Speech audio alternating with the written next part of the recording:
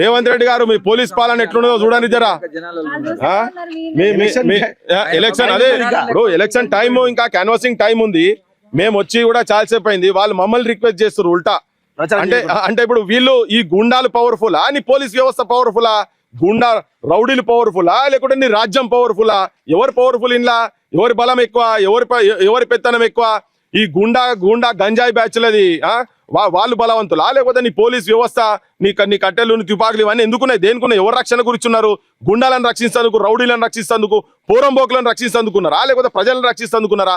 ఒక గ్రామ పంచాయతీలో ప్రపంచంలో అతిపెద్ద ప్రజాస్వామ్య దేశంలో ఒక ఊర్లో ఒక పీజీ చదివినటువంటి ఒక ఆడబిడ్డ నిలబడితే తనకే రక్షణ లేకుండా గుండాయిజం విచ్చలవిడిగా ఏ పాలనలో మనము, ఏ రాక్షస పాలనము? ఇది జంగల్ రాజ్. ఎక్కడనో బీహార్ అంటారు కదా, బీహార్ కాదు జంగల్ రాజ్. ఇగో ఇక్కడ ఉన్నది అడవి పాలన, జంగల్ పాలన. అంటే ఇక్కడ పోలీసుల సమక్షంలో జరుగుతున్నది ఇది.